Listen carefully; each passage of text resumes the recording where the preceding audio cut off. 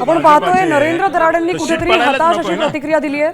200 मतं भाजपचे, 170 मतं आघाडीत एकही धर्म पाळला नाही, एकाने धर्म पाळला नाही, एकाने धर्म सर्वांनी गद्दारी केली,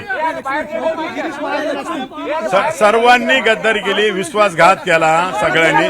आमच्या व्यासपीठावर येऊन भाषण केले का आम्हाला उमेदवारी करायची नाही, आम्ही तुमच्या बरोबर आहे, आम्ही नरेंद्र दराडेंना मत द्या असे सांगणारे ऑटोमॅटिक मत पडू शकता की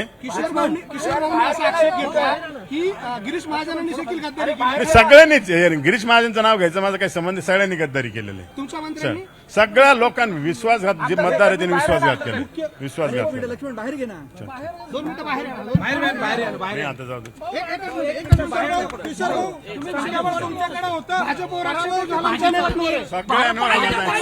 सगळ्यांवर ऍक्सेप्ट आहे ना। भाजप आता जे निष्ठावंत ते राहिले, बाकीचे गद्दार गेले। म्हणजे त्यांच्या भावाने थेट गिरीश भाऊंवर आरोप केला ना।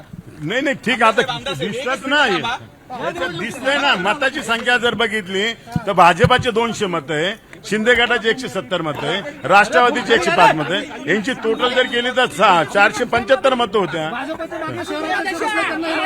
नाही विचारा ना तुम्ही त्यांना, भाजपच्या लोकांना विचारा तुम्ही त्यांना काय केलं। सर्वांनीच मदत केली ना, सगळ्यांनीच मदत केली, सगळ्यांनीच मदत केली ना। सगळ्यात महत्वाची 200 मतं बीजेपीकडे होते, 170 मतं सेनेकडे होते आणि 105 मतं राष्ट्रवादीकडे होते। मताची संख्या जर सगळे प्रामाणिक राहिले असतात तर समोरच्याचं डिपॉझिट सुद्धा जप्त झालं असतं। आमचा सातत्याने विश्वासघात केले, आमची समजूत काढण्यात आली।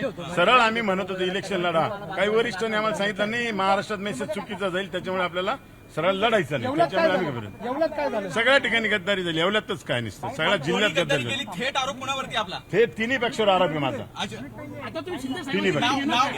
तिन्ही पक्षांनी गद्दारी केली, तिन्ही पक्षाच्या कार्यकर्त्यांनी गद्दारी केली, उमेदवारी दिली त्यांनी पण गद्दारी, जे पक्षाचे उमेदवार मतदार होते त्यांनी गद्दारी केली। 100% शिंदे साहेबांकडे लगेच जाऊन भेटला, शहरातही झाला ना जागा फटका जास्त झाला, ग्रामीण हो लगेच जाणार, आता मुंबईला जाणार, हाऊस चालू आहे, मी हाऊस चालू आहे मुंबईला।